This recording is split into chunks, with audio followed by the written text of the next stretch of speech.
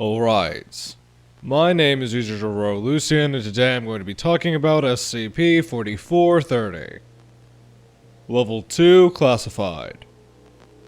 Item Number SCP-4430. Object Class Pending. Special Containment Procedures. Houses of individuals who are in the process of raising a child within the target age range, 3 to 7 years, of SCP-4430 are to be routinely checked for any instances of SCP-4430, and if found, seized. Amnestic treatment of children within these households to remove any potential memetic contamination is in effect, though the efficacy and necessity of this treatment is uncertain. Description: SCP-4430 is a designation for copies of the short story The Faceless Live In Evanholly by Clyde Hiller. While the cover of the book has been known to vary between editions, the title and author have remained consistent, and are used as the sole method of identification. The majority of information regarding SCP-4430 has been recovered from online sources. See Addendum 4430.2 for further details. Copies of SCP-4430 generally present as a paperback book targeted at young children, containing various illustrations to punctuate the narrative. While the books themselves state the original copies were published in 1968, there is no other documentation that supports this. ORAZA search for the title returns no results other than incident reports of missing persons. Initially thought to be a memetic effect, SCP-4430 appears to have the anomalous trait of causing a small fraction of suggestible individuals to go missing. The mechanism through which this occurs, how the victims are selected, and where those victims are relocated to are all unknown. Thorough memetic screening tests of SCP-4430 and its readers have all returned negative.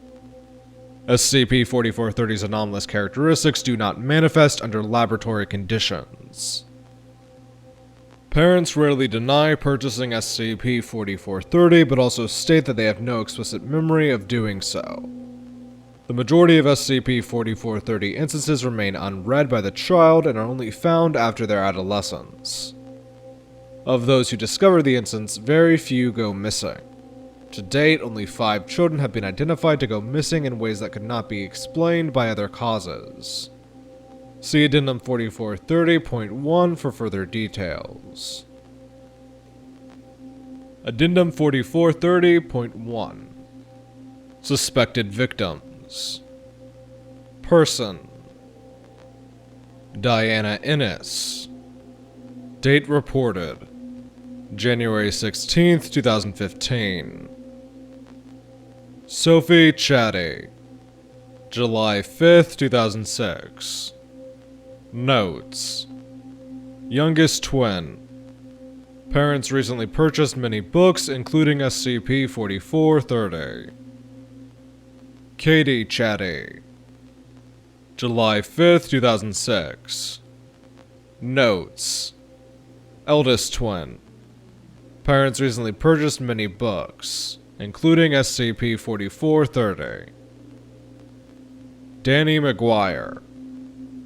December 12th, 1975. Unidentified male. March 18th, 1971. Notes: Anonymously reported from passerby. Clutching a book identified as SCP-4430. Mild facial nevus flammeus. Footnote 1.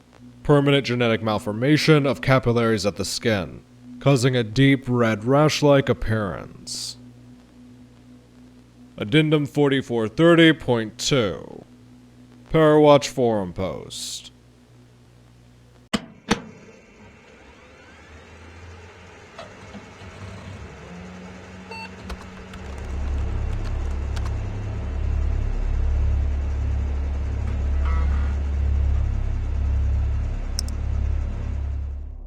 Many people know Watership Down and The Plague Dogs as children's books that stick with you. Despite their saccharine appearance, the novels contain mature themes and content. Missing from this trinity is the often overlooked and overshadowed The Faceless Live in Evanholly. Known for its interesting portrayal of social influence and peer pressure, the cult's classic, The Faceless Live in Evanholly, has earned its place in the hearts of many since its publication in 1968. The book never gained much attention outside of close-knit literature communities. As such, The Faceless Live in Evanholly can be found solely in charity stores and yard sales, buried between unwanted vinyl records and droves of musty, unread romance novels. Interestingly, despite poor sales figures, The Faceless Live in Evanholly has had multiple editions published, each complete with new cover artwork. Avid fans of the book have tried to collect all of the published editions. Notably, the 4th and 6th editions are particularly elusive. First edition, 1968. Standard issue hardback with only the title and author printed. Second edition, 1971. A small porcelain mask splattered with red paint is printed below the title. Third edition, 1975. 2 small porcelain masks are being raised by a figure from below the frame. The red paint mask is on the right. 4th edition, undocumented. 5th edition, 2006. Below a pond, 4 porcelain masks are submerged. The 2 leftmost masks are identical, and the remaining masks are similar to those seen in previous editions. A hand is reaching down towards the red paint mask. 6th edition, 2015, possibly, unconfirmed. No physical copies submitted. The Faceless Live in Evanholly is set in 1960s America and follows the actions of Leon, a child of undetermined age and race, who runs away from home after his parents berate him for a large birthmark that streaks across his face like a glass of rich red wine. He runs into a forest near his home despite his parents' warnings, and makes an attempt to survive on his own. Leon creates a reasonable shelter, forages for blackberries, and finds fresh water. However, despite Leon's best attempts, he cannot figure out how to make a fire to keep him warm. As dusk is fast approaching, Leon becomes colder and colder still. Reluctant to return home without fixing himself, Leon watches his reflection in a pool of water and readies a pointed rock. Before Leon begins to hurt himself, a masked feminine figure joins him by the riverbed. She does not give her name and insists that Leon call her Masquerade. Leon is initially apprehensive towards Masquerade, but this does not seem to deter her. Masquerade asks Leon if he thinks his parents were right to berate his appearance. Leon, angered by her insensitivity, shouts that he agrees with their criticisms. He sees himself as freakish and cursed, so he should accept his place. Interested by his appearance of his situation, Masquerade then asks why Leon hates his face. Leon looks at Masquerade, exacerbated, and simply states that he hates his face because it causes everyone else to hate him. As dusk descends on the forest, Masquerade reasons that the only reason Leon hates his face is because everyone around him judges him to be a freak because of it. Masquerade points out that he should not hate his face then, but instead, hate everyone that cast him out.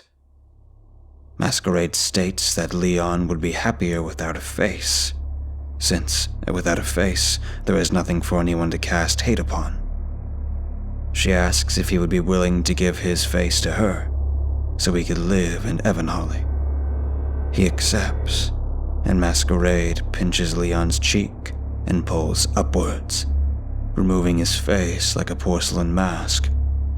Leon states that he feels a sense of relief, like a weight being removed from his shoulders or a deep sigh from within his soul.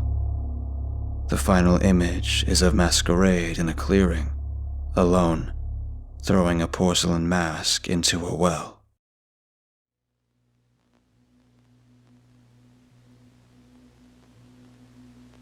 Alright.